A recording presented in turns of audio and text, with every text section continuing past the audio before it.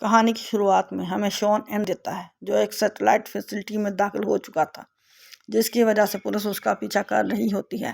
شون police سے اپنی bike کی مدد سے بھاگنے کی کوشش کرتا ہے، لیکن اس کی بائک تیز ہونے کی وجہ سے پول میں گر جاتی ہے، جس کی وجہ سے پولیس افسر اسے پکڑ لیتا ہے۔ پولیس شون کے سوتیلے والد ہینک کو وہاں بلاتا ہے اور اسے ساری بات بتاتا ہے۔ ہینک پولیس سے معافی مانگ کر شون کو گھر لے جاتا ہے۔ شان کی ماں لیز اس سے پوچھتی ہے، کیا تم مجھے سمجھتے ہو؟ تم سیٹلائٹ فیسلٹی میں کیوں گئے تھے؟ اور اگر ہینک نہ ہوتا تو آج تم نائلز جیل میں ہوتے۔ شان ان باتوں کا کوئی جواب نہیں دیتا۔ ہینک اس سے بات کرنے کی کوشش کرتا ہے، لیکن شان کو ہینک بالکل پسند نہیں ہے، اس لیے کچھ کہے بغیر کمرے میں چلا جاتا ہے۔ شان کو ایک مارس کوڈ موصول ہوتا ہے جو اسے ریڈیو سگنل کی مدد سے ملا تھا، اور وہ اسی مارس کوڈ کو تلاش کرنے کے لیے دوبارہ سیٹلائٹ فیسلٹی میں گیا تھا۔ وہ مارس کوڈ کو سمجھ نہیں پاتا، اس لیے وہ اپنی کتابوں کی مدد سے اسے حل کرنا شروع کر دیتا ہے۔ اگلی صبح ہینک شون کے کمرے میں آتا ہے۔ ہینک مارس کوڈ میں لکھی باتوں کو سمجھ جاتا ہے۔ شان یہ دیکھ کر حیران ہوتا ہے۔ وہ کہتا ہے، کچھ وقت پہلے میں یہ الفاظ بار بار ریڈیو سگنل پر سن رہا تھا۔ میں یقین سے کہہ سکتا ہوں یہ ایک خاص سگنل ہے جسے مجھے سمجھنا ہے۔ ہینک مارس کوڈ کو مکمل طور پر حل کر لیتا ہے۔ شان ہینک کو بتاتا ہے مصنف جولس ویرن کی مسٹیریس آئی لینڈ کتاب، رابرٹ لوئس اسٹونس کی ٹریزر آئی لینڈ کتاب اور جوناتھن شفٹ کی دی آئی لینڈ کتاب میں کچھ خاص ہے۔ تینوں کتابوں کے پیچھے مسٹیریس آئی لینڈ کے نقشے تھے، لیکن تینوں نقشے مختلف تھے۔ یہ دیکھ کر شان حیران ہو جاتا ہے۔ وہ کہتا ہے کہ میں سمجھ نہیں پا رہا کہ اگر ہر کتاب میں مختلف نقشہ ہے تو ہم اس جزیرے کو کیسے ڈھونڈیں گے۔ ہینک جو کہ نیوی میں کام کرتا تھا، وہ تینوں نقشوں کو ایک ساتھ ملا لیتا ہے۔ شان اپنے بیگ میں سامان پیک کرنا شروع کرتا ہے تاکہ مسٹیریس آئی لینڈ جا سکے، لیکن ہینک اسے جانے نہیں دیتا۔ وہ کہتا ہے کہ مجھے پتا ہے کہ تمہیں مسٹیریس آئی لینڈ کا بہت شوق ہے، لیکن تم محض ایک ریڈیو سگنل دیکھ کر کسی انجان جزیرے کی تلاش میں نہیں جا سکتے۔ شان کہتا ہے وہ ریڈیو سگنل میرے دادا الیگزینڈر اینڈرسن نے بھیجا ہے۔ انہوں نے اپنی پوری زندگی اس جزیرے کو ڈھونڈنے میں صرف کی۔ میں کافی عرصے سے لاپتہ تھا اور میں سمجھتا ہوں کہ اب انہوں نے وہ جزیرہ ڈھونڈ لیا ہے اور وہ کسی مصیبت میں ہے، اس لیے انہوں نے یہ سگنل بھیجا ہے۔ مجھے ان کی مدد کے لیے جانا ہوگا۔ اگر میں دیر کر دوں تو مجھے ڈر ہے کہ دادا کسی بڑی مشکل میں پڑ سکتے ہیں، لہٰذا اب کچھ بھی کر لیں میں ضرور جاؤں گا۔ ہینک کہتا ہے کہ چاہے یہ سگنل تمہارے دادا نے بھیجا ہو، میں تمہیں کسی اور ملک نہیں جانے دوں گا۔ تم ابھی صرف 17 سال کے ہو، ہمیں یہ تک نہیں پتا کہ وہ جزیرہ حقیقت میں موجود بھی ہے یا نہیں۔ شان کہتا ہے کہ میں جانتا ہوں تم میری ماں کو خوش رکھنا چاہتے ہو اور میں اس بات سے بہت خوش ہوں، لیکن مسٹیریس آئی لینڈ میرے لیے بہت اہم ہے، اس لیے تم مجھے وہاں جانے سے نہیں روک سکتے۔ یہ کہہ کر وہ اپنے کمرے میں چلا جاتا ہے۔ لیز ہینک سے کہتی ہے کہ ہمیں شون کو اس سفر پر جانے دینا چاہیے کیونکہ اسے اپنی زندگی میں کسی ایسے شخص کی ضرورت ہے جو اسے سمجھ سکے۔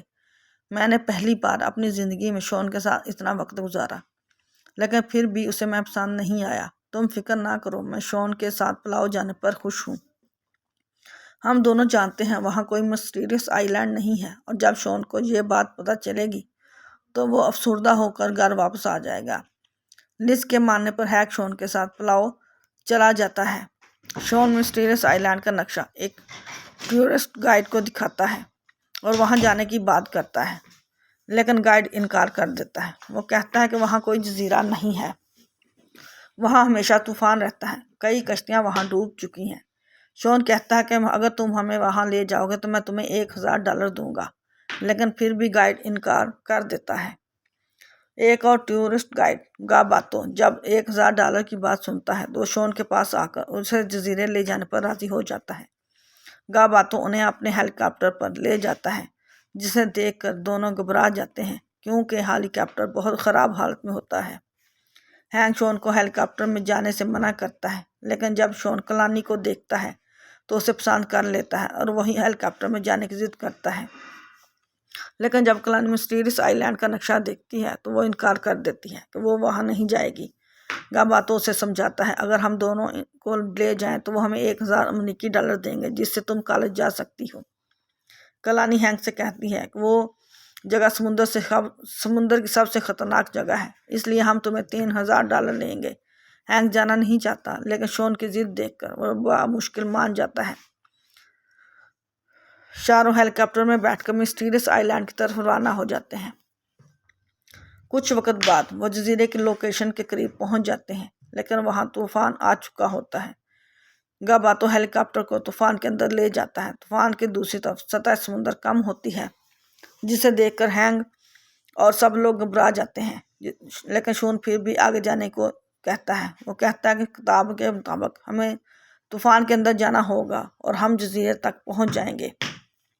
ہینگ شون کی بات نہیں مانتا، لیکن طوفان کے دباؤ کی وجہ سے ہیلی کاپٹر گاباتو کے قابو سے باہر ہو جاتا ہے۔ اچانک ہیلی کاپٹر ٹوٹ جاتا ہے، جس کی وجہ سے ہیلی کاپٹر طوفان کے بیچ میں کریش ہو جاتا ہے۔ جب شون اس کے ساتھی کو ہوش آتا ہے تو وہ خود کو مسٹیریس آئی لینڈ پر پاتے ہیں۔ شان ساحل پر ایک غار تلاش کرتا ہے، جس کی مدد سے وہ جزیرے کے دوسرے کنارے پر پہنچ جاتا ہے۔ وہ جزیرے کو دیکھ کر بہت خوش ہوتا ہے۔ وہاں اسے چھوٹے ہاتھی اور دیو ہیکل تتریاں نظر آتی ہیں، جنہیں دیکھ کر وہ خوش ہو جاتا ہے۔ شون کہتا ہے جولس ویرن نے اپنی کتاب میں لکھا تھا، مسٹ آئی لینڈ پر چھوٹے جانور بڑے ہو جاتے ہیں اور بڑے جانور چھوٹے، لیکن خیر اب ہمیں ان باتوں کا کچھ پتہ نہیں۔ ہمیں بھول کر اپنے بھائی کو تلاش کرنا ہے تاکہ ہم اس کے ریڈیو کی مدد سے کسی کو مدد کے لیے بلا سکیں۔ یہ سن کر سب آگے بڑھتے ہیں۔ اگر آگے جا کر انہیں بڑے بڑے انڈے نظر آتے ہیں۔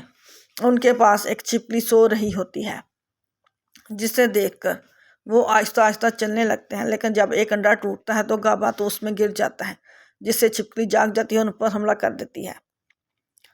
سب جنگل کی طرف بھاگتے ہیں، لیکن چھپکلی ان کے سامنے آ جاتی ہے اور ہیگ اسے روکنے کی کوشش کرتے ہوئے چھپکلی کو مکہ مار کر بھگانے کی کوشش کرتا ہے، لیکن اس پر کوئی اثر نہیں ہوتا اور وہ اور بھی زیادہ غصے میں آ کر ان پر حملہ کر دیتی ہے۔ لیکن تبھی الیگزینڈر وہاں آ جاتا ہے اور ایک جال کی مدد سے چھپکلی پر حملہ کرتا ہے، جس سے چھپکلی بے ہوش ہو جاتی ہے۔ شون اپنے دادا کو دیکھ کر خوش ہوتا ہے۔ الیگزینڈر انہیں اپنے ٹری ہاؤس میں لے جاتا ہے، جو اس نے کشتیوں کے ٹکڑوں سے مل کر بنایا ہوتا ہے۔ سب ٹری ہاؤس کو دیکھ کر بہت خوش ہوتے ہیں۔ کلانی پوچھتی ہے اگر ہم آپ کے پاس ریڈیو تو ہم پلاؤ سگنل بھیج سکتے ہیں اور کسی کو مدد کے لیے بلا سکتے ہیں۔ الیگزینڈر کہتا ہے کہ تم ریڈیو سگنل خود نہیں بھیج سکتے، ہمیں سیٹلائٹ کے صحیح پوزیشن میں آنے کا انتظار کرنا پڑے گا اور اس میں کم از کم 2 ہفتے لگیں گے۔ یہ سن کر کالانی مایوس ہو جاتی ہے۔ الیگزینڈر کہتا ہے کہ کل میں تم سب کو ایک ایسی جگہ لے کر چلوں گا جہاں تم دیکھ کر دنگ رہ جاؤ گے۔ اگلی صبح الیگزینڈر سب کو اپنے ساتھ لے کر نکلتا ہے۔ راستے میں شون کالانی سے باتیں کرنے کی کوشش کرتا ہے، لیکن کالانی شون پر کوئی توجہ نہیں دیتی۔ کچھ دیر بعد سب ایک ویران شہر پہنچتے ہیں۔ آسمان کی اشیاء اور زمین پر نشانات دیکھ کر شون اور ہیگ کو اندازہ ہوتا ہے یہ اٹلانٹک سٹی ہے۔ ہیگ پوچھتا ہے کہ میں نے سنا تھا اٹلانٹک سٹی سمندر کے نیچے تھا، تو یہ اوپر کیسے آ گیا؟ الیگزینڈر شون کو بتاتا ہے 140 سال پہلے یہ پانی سے باہر آتا ہے۔ میں پچھلے 30 سال سے اس جگہ کو تلاش کر رہا تھا اور میں نے تمہارے والد سے وعدہ کیا تھا کہ ہم اس جگہ کو ایک ساتھ تلاش کریں گے، لیکن افسوس وہ ہمارے ساتھ نہیں ہے۔ لیکن اب مجھے کوئی افسوس نہیں، کیونکہ تم خود یہاں آ گئے ہو۔ میں ہمیشہ چاہتا تھا کہ دوسرا اینڈرسن بھی اس جگہ کو دیکھے اور آج میرا خواب پورا ہو گیا۔ 2 ہفتے بعد یہاں سے نکل کر ہم سب کو اٹلانٹک سٹی کے بارے میں بتائیں گے۔ اینڈرسن خاندان کو اس جگہ کی دریافت پر عزت اور شہرت ملے گی۔ ہیگ ادھر ادھر دیکھنے لگتا ہے اور وہاں نمکین پانی دیکھتا ہے، جسے دیکھ کر وہ حیران رہتا ہے اور اپنے دوستوں کو بتاتا ہے کہ کچھ وقت میں یہ جزیرہ دوبارہ پانی کے نیچے چلا جائے گا۔ الیگزینڈر یقین نہیں کرتا۔ وہ کہتا ہے کہ میں پچھلے 14 سال سے یہاں رہ رہا ہوں اور میں نے مکمل تحقیق کی ہے۔ میں پورے یقین سے کہہ سکتا ہوں کہ یہ جزیرہ نہیں ڈوبے گا۔ ہیگ نمکین پانی اور دیگر علامات کے بارے میں بتاتا ہے، جسے دیکھ کر شون کو بھی یقین ہو جاتا ہے کہ جزیرہ ڈوبنے والا ہے۔ کالانی اور گاباتو یہ سن کر ڈر جاتے ہیں۔ شون کہتا ہے کہ جولس ویرن نے اپنی کتاب میں کیپٹن نیمو کی نائٹل میرین کے بارے میں لکھا تھا۔ ہم اسے استعمال کر کے طوفان کے نیچے سے گزر کر پلاؤ پہنچ سکتے ہیں۔ الیگزینڈر کہتا ہے کہ تم ٹھیک کہہ رہے ہو، جولس ویرن نے اس بارے میں لکھا تھا۔ بات کرتے کرتے وہ سب کیپٹن نیمو کے ٹام پر پہنچتے ہیں۔ کالانی ٹام کے اندر جاتی ہے۔ وہاں اسے کیپٹن نیمو کی لاش ملتی ہے اور اس کے ہاتھ میں ایک کتاب ہوتی ہے۔ کالانی کتاب کو دیکھ کر کیپٹن نیمو کے ہاتھ سے نکال لیتی ہے۔ جیسے ہی وہ کتاب ٹام کے ہاتھ سے نکالتی ہے، تو پتھر نیچے گرنے لگتے ہیں، لیکن کلانی ٹام کے پتھر گرنے سے پہلے ہی باہر نکل آتی ہے۔ ہینگ یہ الفاظ دیکھ کر چونک جاتا ہے اور وہ کہتا ہے کہ یہ الفاظ سنسکرت کے لکھے ہوئے لگتے ہیں۔ الیگزینڈر کہتا ہے کہ تم غلط سمجھ رہے ہو، کیپٹن نیمو انڈین تھے اور یہ ہندی میں لکھی ہے۔ اس میں لکھا ہے کہ ناٹلا سمارین انڈین کلف کے نیچے ہے۔ مجھے ایک راستہ معلوم ہے جس کی مدد سے ہم وہاں جلدی پہنچ سکتے ہیں، لیکن وہ جگہ بہت خطرناک ہے۔ ہیک کہتا ہے کہ ہمارے پاس زیادہ وقت نہیں ہے، اگر ہم دیر کریں گے تو ہم اس جزیرے پر ڈوب کر مر جائیں گے، اس لیے بہتر ہوگا کہ فوراً چلیں۔ یہ سن کر الیگزینڈر انہیں ساتھ لے کر خطرناک راستوں کو عبور کرتا ہے تاکہ وہ ناٹلا سمارین تک پہنچ سکیں۔ وہ پہاڑ عبور کر کے دوسری طرف پہنچتے ہیں۔ اچانک جزیرے کے نیچے موجود ٹیکٹونک پلیٹس حرکت کرنے لگتی ہیں، جس کی وجہ سے آتش فشاں پھٹنے لگتا ہے اور آسمان سے سونے کی راکھ برسنے لگتی ہے۔ یہ منظر دیکھ کر سب حیران رہ جاتے ہیں، کیونکہ الیگزینڈر وضاحت دیتا ہے کہ یہ ایک گولڈن ویلکینو ہے جو مکمل طور پر سونے سے بنا ہوا ہے۔ یہ سن کر شون خوش ہو جاتا ہے اور گولڈن ویلکینو کی طرف جانے لگتا ہے، لیکن ہینگ اسے روک لیتا ہے۔ الیگزینڈر ہینگ سے کہتا ہے کہ تم شون کے والد نہیں ہو، اس لیے تم یہ فیصلہ نہیں کر سکتے کہ شون کو کیا کرنا چاہیے اور کیا نہیں۔ ہینگ کہتا ہے کہ شون تمہارا پوتا ہے، لیکن پھر بھی تم اسے ایک اتنی خطرناک جگہ پر جانے دے رہے ہو، جبکہ کچھ ہی وقت میں یہ جزیرہ مکمل طور پر تباہ ہو جائے گا۔ یہ ڈوبنے والا ہے، چاہے تم کچھ بھی کہو، لیکن میں تمہیں گولڈن ویلکینو کے پاس نہیں جانے دوں گا۔ یہ سن کر شون غصے میں آ جاتا ہے۔ کلانی اسے سمجھانے کی کوشش کرتی ہے، لیکن شون اس کی باتوں کو نظر انداز کرتا ہے اور ناراض ہو کر آگے بڑھ جاتا ہے۔ کچھ دیر بعد وہ ایک پہاڑ کے سامنے پہنچ جاتے ہیں۔ ہیک الیگزینڈر سے کہتا ہے لگتا ہے تمہارا کمپاس مکمل طور پر خراب ہو چکا ہے، ہمیں اس پہاڑ کی چوٹی پر پہنچنا تھا لیکن ہم تو نیچے ہیں۔ وہ ایک دیو ہیکر شہد کی مکھی پر بیٹھتا ہے اور اڑنے لگتا ہے۔ ہیک کہتا ہے الیگزینڈر نیچے آؤ۔ کلانی کے ساتھ دیو مکھی پر بیٹھ جاتا ہے، اس لیے وہ بھی دیو مکھی پر بیٹھ کر باقی گروپ کے ساتھ پہاڑ کی طرف روانہ ہو جاتا ہے، لیکن تبھی کچھ دیو ہیکل پرندے وہاں آ جاتے ہیں جو ان پر حملہ کرتے ہیں اور اس کے ساتھی دیو ہیکل مکھیاں لے کر پہاڑ کی طرف بڑھتے ہیں۔ سب ایک دوسرے سے بچھڑ جاتے ہیں۔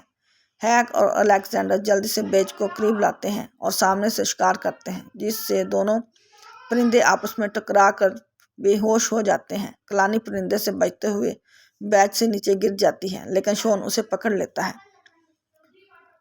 اور اسے نیچے بلاتا ہے اور اسے مکڑی کے جال میں پھنسا دیتا ہے، لیکن خود بیج سے گر جاتا ہے جس سے اس کی ٹانگ میں موچ آ جاتی ہے۔ الیگزینڈر شون کو پکڑتا ہے اور آگے بڑھتا ہے۔ رات کو آگ جلانے کے بعد وہ ایک جگہ رک جاتے ہیں۔ شون کی ٹانگ میں شدید درد ہوتا ہے تو الیگزینڈر ہیک سے کہتا ہے شون کے لیے ایک گانا گاؤ۔ ہیک باتوں کے اوکیلیکی پر گٹار بجانا شروع کر دیتا ہے اور شون کے لیے گانا گاتا ہے، جس سے شون اور الیگزینڈر بہت خوش ہوتے ہیں۔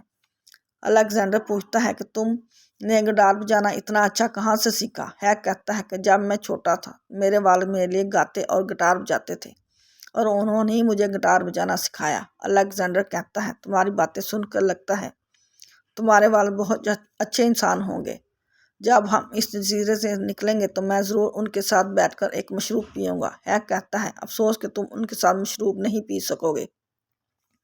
جب میں 8 سال کا تھا تو میرے والد مجھے چھوڑ کر چلے گئے، اس کے بعد میں نے انہیں کبھی نہیں دیکھا۔ کلانی اور گاباٹو پانی لینے دریا کی طرف جاتے ہیں۔ گاباٹو کہتا ہے کہ میں جانتا ہوں کہ تم شون کو پسند کرتی ہو، میں مانتا ہوں کہ وہ تھوڑا عجیب ہے، لیکن میں یقین سے کہہ سکتا ہوں کہ وہ ایک اچھا لڑکا ہے۔ کلانی کہتی ہے کہ میں شون کو پسند نہیں کرتی، اور اگر پسند بھی کروں تو کیا فرق پڑے گا، کیونکہ اگر ہم اس جزیرے سے زندہ نکل بھی گئے تو شون امریکہ واپس جا کر اپنی کالج کی زندگی گزارے گا اور میں واپس چھوٹے سے قصبے میں چلی جاؤں گی۔ مجھے پلاؤ واپس جانا ہوگا۔ گاباٹو کہتا ہے اگر تم واقعی کالج جانا چاہتی ہو تو تم کسی بھی وقت جا سکتی ہو، تمہیں اس بارے میں اتنا سوچنے کی ضرورت نہیں۔ کلانی پوچھتی ہے اگر میں کالج چلی گئی تو تمہارے کاموں میں کون مدد کرے گا؟ تم اکیلے یہ سب کچھ کیسے سنبھالو گے؟ اور ویسے بھی ہمارے پاس کالج جانے کے لیے پیسے نہیں ہیں۔ گاباٹو یہ سن کر اداس ہو جاتا ہے، وہ کہتا ہے تمہیں پیسے کی فکر کرنے کی ضرورت نہیں، اگر تم کالج جانا چاہتی ہو تو میں وعدہ کرتا ہوں تمہیں ضرور کالج بھیجوں گا۔ اب یہ سب باتیں کرنے کے بعد وہ اپنے دوستوں کے ساتھ سو جاتے ہیں، اور اگلی صبح جب شون جاگتا ہے تو وہ دیکھتا ہے کہ جزیرے پر پانی کی سطح بہت زیادہ بڑھ چکی ہے، جس سے اسے اندازہ ہو جاتا ہے کہ وہ جزیرہ تیزی سے ڈوب رہا ہے اور اب ان کے پاس صرف چند گھنٹے باقی بچے ہیں۔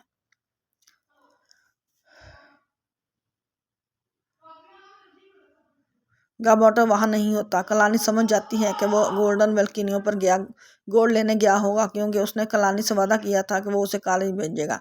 گاباٹو کو ہیک، شون اور کلانی الیگزینڈر کے ساتھ ایڈن کلف میں تلاش کرتے ہیں، لیکن سمندر کا پانی بہت زیادہ بڑھ چکا ہوتا ہے، جس کی وجہ سے وہ سمرین کو نہیں ڈھونڈ پاتے۔ ہیک سمجھ جاتا ہے کہ سمرین پانی کے 100 فٹ نیچے ہے۔ پولیتھین اور پائپ کی مدد سے آکسیجن ٹینک بنایا جاتا ہے۔ دونوں سمندر میں جاتے ہیں اور سمرین کو تلاش کرنا شروع کرتے ہیں۔ کچھ دیر بعد سمرین کو ڈھونڈ لیتے ہیں۔ دونوں سمرین کا دروازہ کھولنے کی کوشش کرتے ہیں، لیکن پانی میں کئی سال رہنے کی وجہ سے دروازہ جام ہو چکا تھا۔ تبھی ایک نیو الیکٹرک سیل وہاں آتا ہے، جسے دیکھ کر ہینک اور شین دونوں بہت ڈر جاتے ہیں، مل کر دروازہ کھول کر سمرین کے اندر چلے جاتے ہیں۔ سمرین کو اسٹارٹ کرنے کی کوشش کرتے ہیں، لیکن وہ چند سیکنڈ نہیں چلتا اور پھر بند ہو جاتا ہے۔ سمرین کی بیٹری چیک کرتا ہے اور بتاتا ہے کہ بیٹری 140 سال پرانی ہے، اس لیے ان کی طاقت ختم ہو چکی ہے۔ دوبارہ چارج کرنے کے لیے ہمیں 1000 کلو واٹ بجلی کی ضرورت ہوگی، جس کے لیے ہم اس نیو الیکٹرک سیل کو استعمال کریں گے۔ یہ کہہ کر ہیک تار کو نیزے بیٹری سے جوڑتا ہے اور سیل پر حملہ کرنے کے لیے سمرین سے باہر جانے لگتا ہے۔ شون اسے کہتا ہے کہ میں اپنی زندگی میں بہت سے لوگوں کو کھو چکا ہوں، لیکن اب میں تمہیں نہیں کھونا چاہتا، اس لیے تمہیں کچھ بھی ہو واپس ضرور آنا ہے۔ یہ سن کر ہینک بہت خوش ہوتا ہے۔ وہ کہتا ہے یہاں آنے سے پہلے میں نے تمہاری ماں سے وعدہ کیا تھا کہ میں تمہیں بحفاظت واپس لے جاؤں گا۔ جیسے تم میرے سگے بیٹے نہیں ہو، لیکن میں نے تمہیں کبھی اپنے بیٹے سے کم نہیں سمجھا، اور میں وعدہ کرتا ہوں کہ میں تمہیں واپس ضرور لے کر آؤں گا۔ یہ کہہ کر وہ سمرین سے باہر جاتا ہے۔ دوسرے وہ گاباٹو کو ایک بہت بڑی سنہری چٹان ملتی ہے، لیکن وہ اسے اپنی جگہ سے ہلا نہیں پاتا۔ کلانی وہاں آ جاتی ہے، وہ گاباٹو سے کہتی ہے کہ تم اس کے ساتھ چلے جاؤ۔ تینوں پوسائیڈن کلف کی طرف روانہ ہوتے ہیں، لیکن راستے میں الیگزینڈر کا کپاس خراب ہو جاتا ہے۔ وہ کہتا ہے ہمیں مکڑی کا جالا تلاش کرنا ہوگا۔ ان کا جالا ہمیشہ جنوب کی طرف ہوتا ہے اور ہمیں اس کے دوسری طرف شمال میں جانا ہے۔ کلانی ایک دو ہیکل مکڑی پکڑ لیتی ہے، اس کا جالا دیکھ کر شمال کی طرف روانہ ہو جاتے ہیں۔ کچھ دیر بعد وہ پوسائیڈن کلف پہنچ جاتے ہیں، لیکن وہاں انہیں ہینک اور شون نظر نہیں آتے، جس سے وہ تھوڑے گھبرا جاتے ہیں۔ تبھی جزیرے کے ٹیکنو پلیٹس ہلنے لگتے ہیں، جس کی وجہ سے جزیرہ تباہ ہونے لگتا ہے۔ سمندر کے نیچے ہینک وہ نیزہ الیکٹرک سیل کے منہ میں داخل کرتا ہے۔ سیل کی وجہ سے سمرین چارج ہونے لگتی ہے، سمرین فعال ہو جاتی ہے، لیکن ہینک سمرین میں واپس آتا ہے اور اسے چلانے لگتا ہے۔ الیگزینڈر اس کے ساتھ ایک چٹان پر کھڑے ہوتے ہیں، لیکن وہ چٹان سمندر میں گر جاتی ہے، جس سے وہ سب ڈر جاتے ہیں۔ لیکن ہینک سمرین کا دروازہ کھولتا ہے اور انہیں اندر لے آتا ہے۔ اچانک دو بڑی چٹانیں ان کے سامنے آ جاتی ہیں۔ ہینک سمرین میں میزائل لوڈ کرتا ہے اور شون میزائل لانچ کرتا ہے۔ میزائل کے حملے سے دونوں چٹانیں تباہ ہو جاتی ہیں اور وہ سمرین کے ساتھ تیزی سے آگے بڑھتے ہیں۔ کلانی شون کی جان بچانے میں اس کی مدد کرتی ہے، پھر کلانی شون کو چوم لیتی ہے، جس سے گاباٹو بہت خوش ہوتا ہے۔ پھر ہمیں 6 ماہ بعد کا منظر دکھایا جاتا ہے۔ آج شون کی سالگرہ ہوتی ہے، اس لیے وہ امریکہ آتی ہے تاکہ کلانی سے مل سکے، جبکہ لیز نے گاباٹو کے ساتھ مل کر ایک ٹورسٹ ایجنسی کھول لی ہوتی ہے۔ شون الیگزینڈر کا خط شون کو دیتا ہے۔ شون خط پڑھنا شروع کرتا ہے اور پھر الیگزینڈر وہاں آ جاتا ہے۔ شون اسے دیکھ کر بہت خوش ہوتا ہے۔ الیگزینڈر شون کو ارتھ ٹو دی مون کتاب دیتا ہے اور کہتا ہے کہ میری خواہش ہے کہ ہم اپنا پورا خاندان لے کر اس سفر پر چلیں۔ شون وہ کتاب دیکھ کر بہت خوش ہوتا ہے۔ اسی کے ساتھ یہ کہانی ختم ہو جاتی ہے۔